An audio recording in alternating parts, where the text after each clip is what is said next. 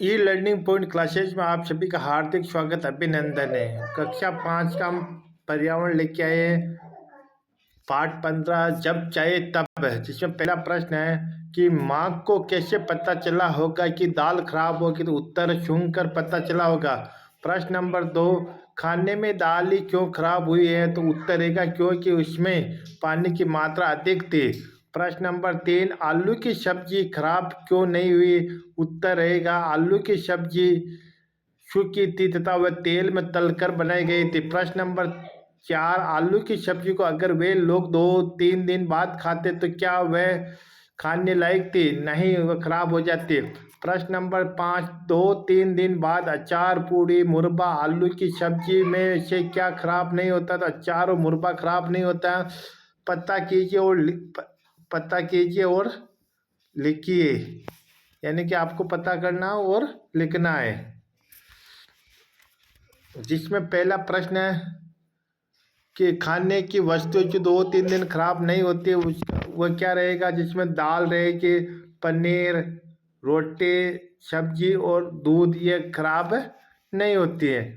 प्रश्न नंबर 3, खाने की वस्तु 2-3 दिन बाद में खराब होने लगती है, जैसे दही, छाछ, ब्रेड, पैकेट, हरी सब्जी आदि ये खराब होने लगती है।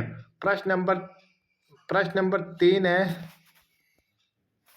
कि खाने की वस्तु जो महीने भर में खराब होने लगती है वह घी है, तेल है, दालें है, चना, चीनी और बूरा आदि ये खराब होने लगती है।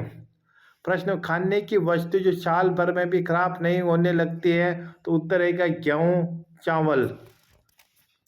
चर्चा कीजिए, लिखिए पेज संख्या 157 पर, जिसमें पहला प्रश्न है कि घर का खाना बनाते समय साफ सफाई की किन किन बातों को ध्यान रखा जाता है? उत्तर, घर का खाना बनाते समय साफ सफाई की निम्नलिखित बातों का ध्यान रखा जाना चाहिए। जिसमें पहला प्रश्न, पहले काटने से पहले सब्जियों को साफ पानी से धोया जाता है। आसपास की सफाई की ठीक प्रकार से की जाती है। खाना बनाने में स्वच्छ और शुद्ध पानी का उपयोग किया जाता है। चौथा है कि हाथों को अच्छी तरह से साफ करके खाना बनाया जाता है। और पांचवा, बर्तनों की सफाई अच्छी प्रकार की जाती है। छठा है, खाना ढक कर रखा जाता आदि है। पता कीजिए बताइए पृष्ठ संख्या 157 पर है। जिसमें पहला प्रश्न है कि होटल, ठेलों या फेरी वाले जहाँ खाने की चीजें बनाते हैं वहाँ साफ सफाई का स्तर क्या है? निम्नलिखित बिंदुओं के आधार पर जांच है, जैसे सब्जियां धोना, आसपास की सफाई, हाथों को धोना, उपयोग में आने वाली बर्तनों की साफ सफाई, खाना खुला या ढका हुआ है। तो ये पहला है, जिसमें सब्जियों को ठीक प्रकार से धोया नहीं जाता, आसपास की सफाई पर ध्यान नहीं दिया जाता, हाथों को साबुन से साफ नहीं किया जाता, वे सादा टंकी के पानी का उपयोग करते जो दूषित होता है, बर्तनों की सफाई पर ज़्यादा ध्यान नहीं दिया जाता है, खाना खुले में रखा रहता है जिस पर मक्खी, मच्छर आदि बैठकर गंदगी फैलाते हैं। और चर्चा कीजिए पृष्ठ संख्या 157 पर, जिसमें पहला प्रश्न है, बाजार में निर्मित खाद्य सामग्री में पौष्टिकता होती है या नहीं? तो उत्तर रहेगा बाजार में निर्माण होने वाली कुछ सामग्री में पौष्टिकता होती है तथा कुछ खाद्य सामग्री में पौष्टिकता नहीं होती है। जैसा कि निम्नलिखित तालिका से स्पष्ट किया, जैसे आप आसपास के सबसे अच्छे रेस्टोरेंट, जिसमें पहला खाद्य सामग्री पौष्टिकता नहीं, खाद्य पदार्थ कितने दिनों में खराब हो जाएगा, सब्जी रोटी हाँ नहीं, ये आपको एक चार्ट आपको बनाना है, आप देख लेना, ठीक है। सोचिए और लिखिए। पृष्ठ संख्या 157 पर है, जिसमें पहला प्रश्न कि आप किसी समारोह जैसे शादी, ब्याह, बरसाती आदि में गए होंगे।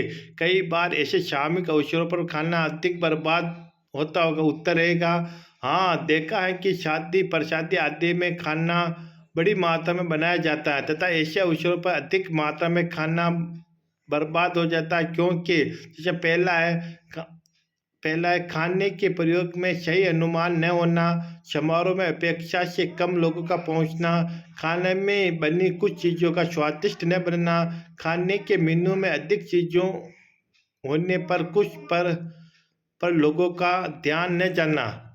प्रश्न नंबर 2, भोजन की इस बर्बादी को रोकने के लिए क्या क्या उपाय किए जा सकते हैं? उत्तर, भोजन की इस बर्बादी को रोकने के लिए निम्नलिखित उपाय किए जा सकते हैं, जिसमें पहला है, खाने वाले लोगों की संख्या का सही अनुमान लगाकर ही खाना बनाना चाहिए।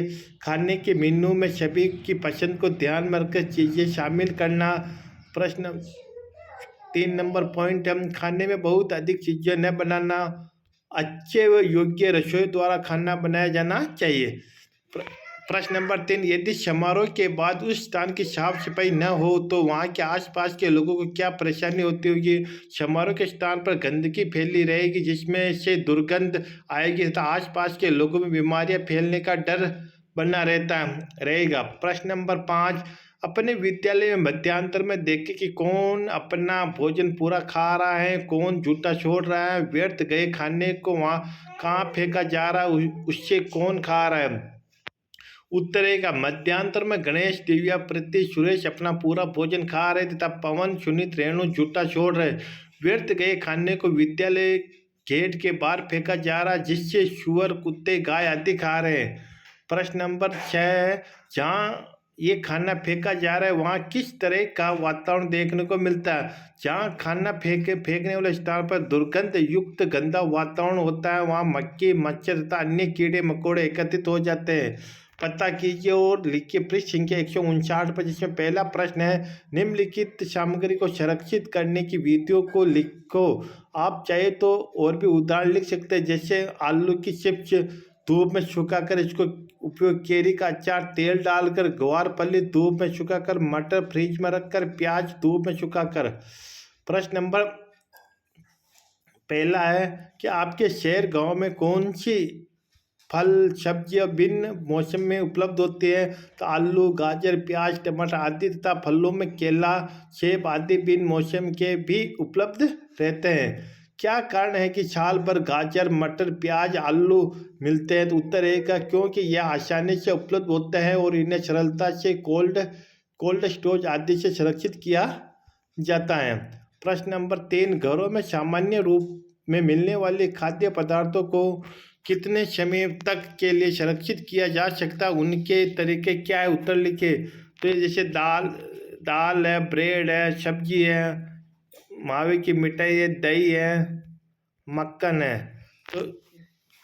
तो प्रिय छात्र छात्रों, आज हमारा पाठ जो था वो पाठ 15 जब चाहे तब, ये हमारा आज का पूरा कंप्लीट हो गया। वीडियो को लाइक और शेयर अवश्य कीजिए और धन्यवाद।